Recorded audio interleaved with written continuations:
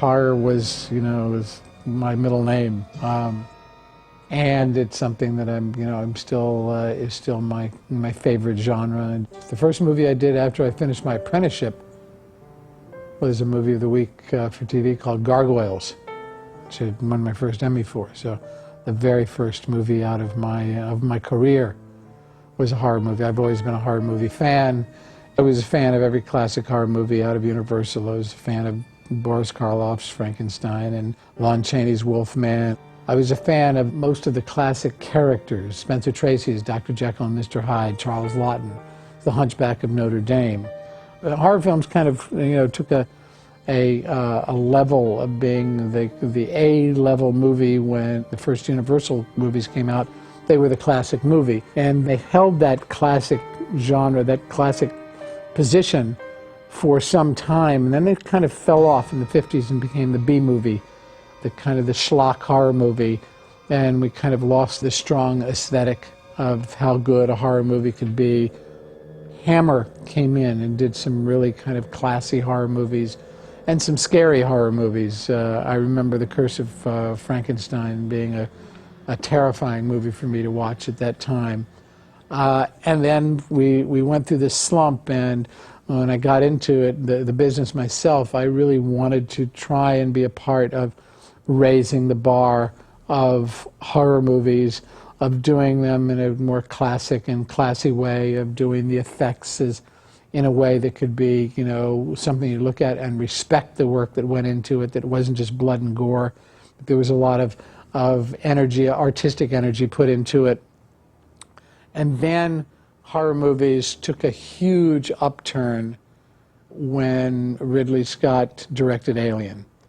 And Alien, which in fact was a Ronnie Shusett movie, and suddenly horror movies became the A marquee movie. And we all need to tip our hats to Ridley, bringing the total class back to it. From the creators of Alien, terror brought down to earth, dead and buried. Along the way, a lot of us were pushing to give it a little bit more style and oomph. I think Gary, really, tried to working with Stevie Poster, who was the DP, tried to give Dead and Buried a stylish look. It was on a shoestring. It was a low-budget movie. I know that I put 110% of myself into the effects that I did to hope that they would raise the level.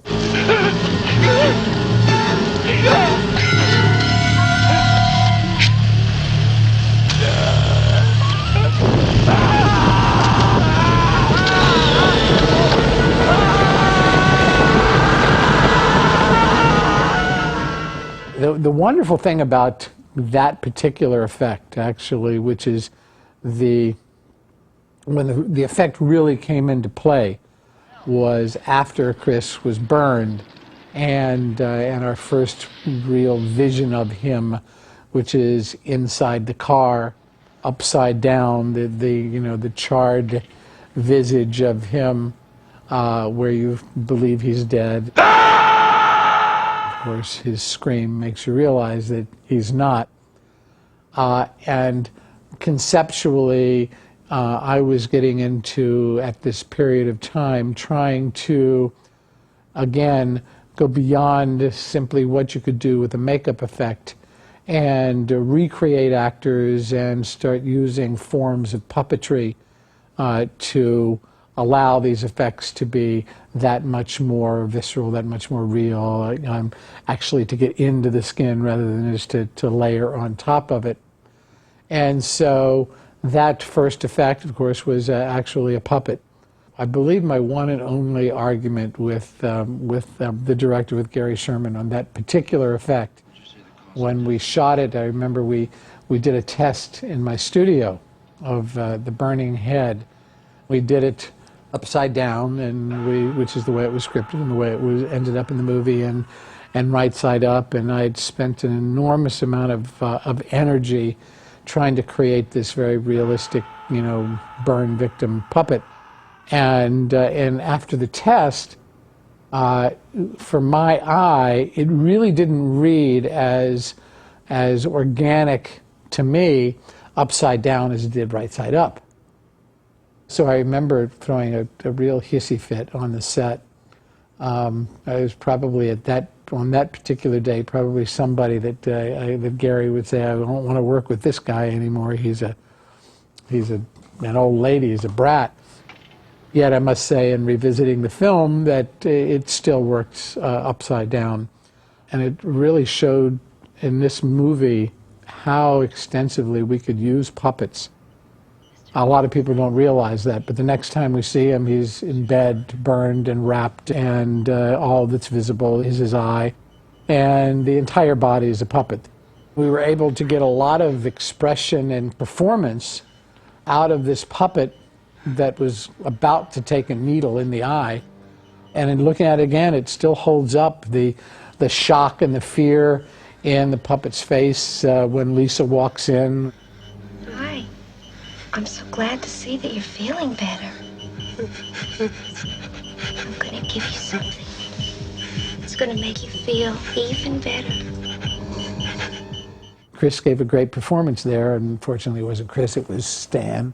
And that particular effect, going from that burn puppet to the full body puppet that's on the bed, to the shot of where the needle goes into the eye, was, I think, to this day, one of the effects that I'm still most proud of in almost anything that I've done.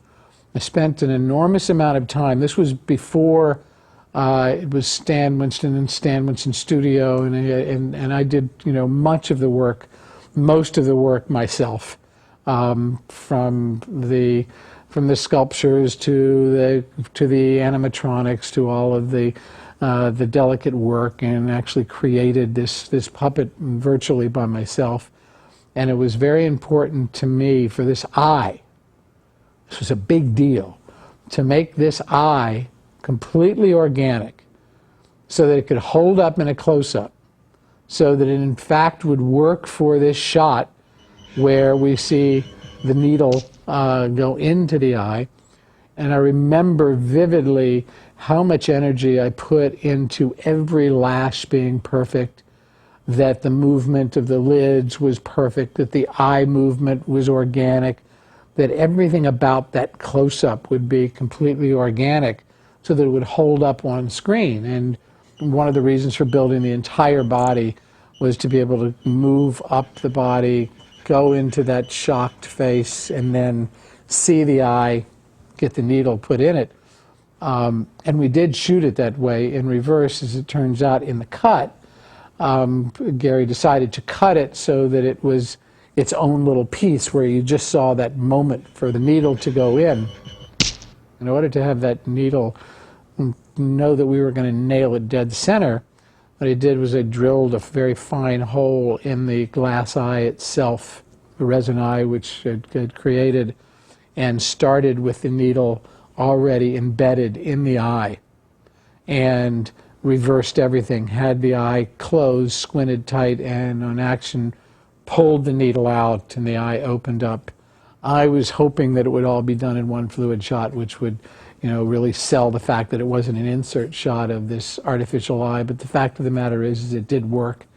When I saw the film, and then again in watching it recently, the effect still holds up. It's still a pretty tough one to watch, having a needle jabbed into somebody's eye. And it gives me a lot of pleasure to know that I've brought that kind of gruesomeness to screen.